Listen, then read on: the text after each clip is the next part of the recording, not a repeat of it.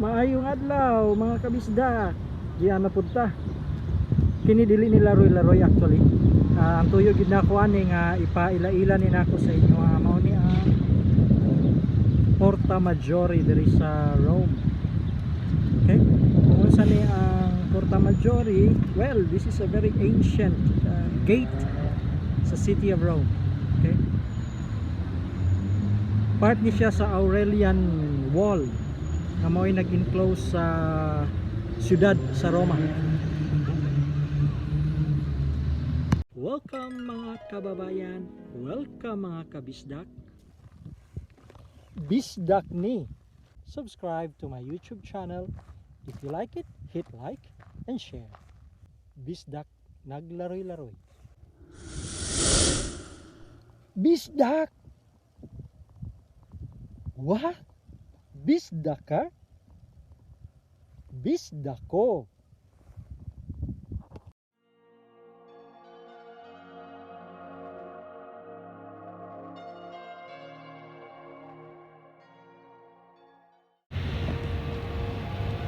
So bali kini siyang wall or gate sa unang panahon. Part ni siya sa Roman Empire. Ang akong tuyog tumong ani nga dalton ta mo sa usa ka lubnganan nga naa ani niya. Okay. Well, by the way, naata sa sulod. Kung if we think of the ancient Rome, karon naa ako sa sulod sa siyudad, sa city, kay i-close man ni siya sa unang panahon. Okay, so mulakaw tagkadiyot ani sa unahan mo na nig outside sa wall. Okay, so karon diyan ako sa gawas sa kining Porta Maggiore. Now ang akong tuyuan ni nga ipaila-ila nako o dadoon ta mo how I bump this. Kana siya muna akong gustong i-introduce ta mo ana og unsa na siya. Kinsay maka-guess? Well, actually part ni siya sa kadtong ako ang na-share sa una nga I bumped into a sepulchre. Diba? Kini pud siya karon, believe it or not, kana siya nga monument sa karong panahon na makaingon tag monument, usa na siya ka mausoleum, lubnganan.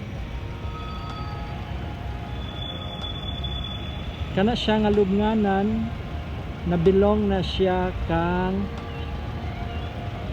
Marcus Vergilius Eurysaces the Baker. Marcus Vergilius Eurysaces the Baker. Kinsa man na si Marcus Vergilius? Marcus Vergilius usa na siya sa slave sa unang panahon nga ang nahitabo, he was freed. So si Marcus Vergilius Eurysaces was a freed man from slave to being free man.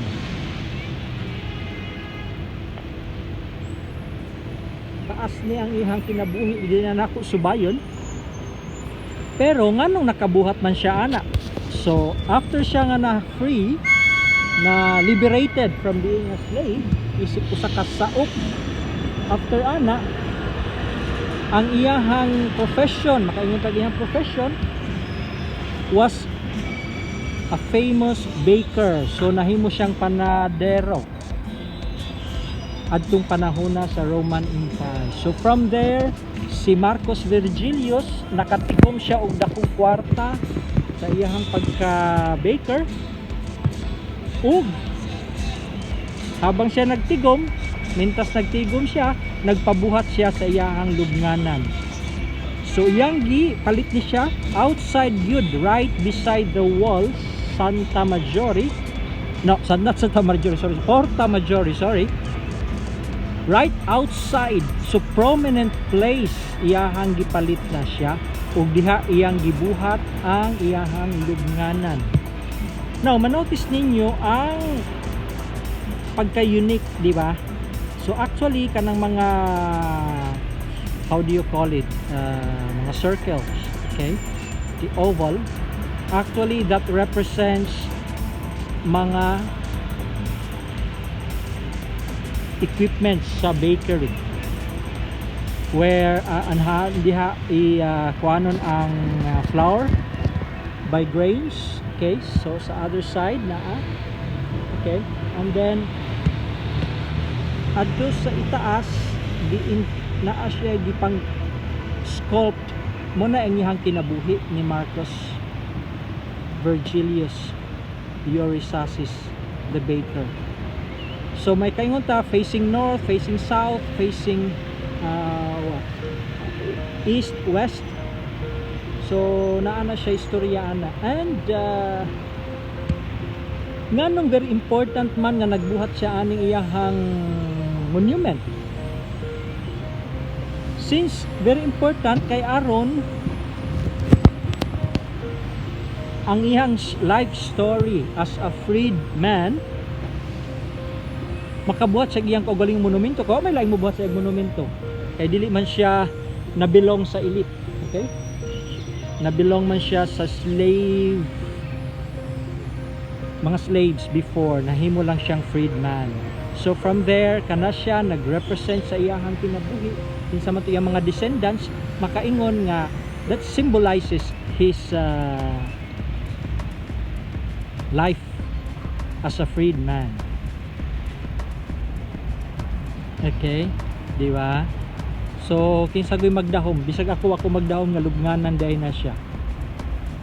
And it's a very prominent place during the Roman Empire na naagyud sulod. And you know this Porta Maggiore is the main gate, okay? So kini siya nga daan, of course kini karon nahimo na ni siyang daan nga agianan og mga sakyanan. But kini nga daan before, usa ni siya kadaan nga mo padung sa north side of Italy, ug ani dinhi nag-agi sa una pod ang mga kings, mga royal family nga mo visit sa empire.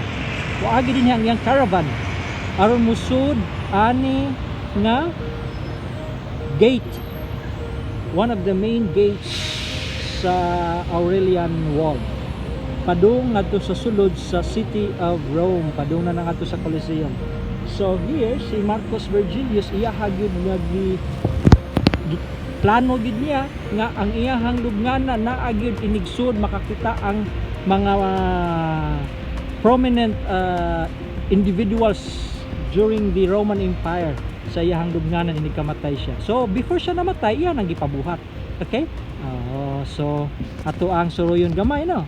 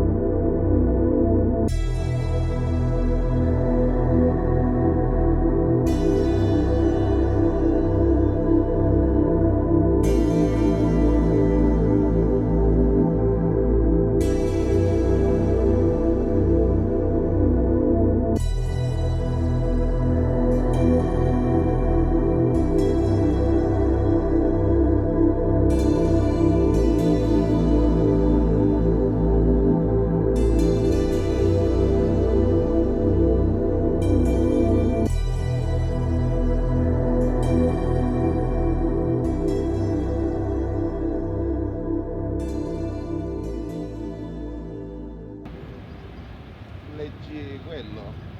Che c'è scritto? Marcei Vergilei Eurysaces. Quello è latino. In italiano che c'è scritto? In italiano sarebbe Marcus Vergilius Eurysaces. Chi? Marcus Vergilius Eurysaces. Ok. Eurysaces che? Lui era un schiavo di Roma prima che era liberato. Ah, Marco Virgilio. Eurysaces. Poi? Pistoris Redentor apparet. E che lui Ha costruito la parete? Lui è Beni sepolto lì. Sì, quella è una tomba. È una tomba, sì. Sì? Una Vedi, tomba io sono italiano, manco lo so. Una tomba di un schiavo che viene liberato e lui ha costruito questo.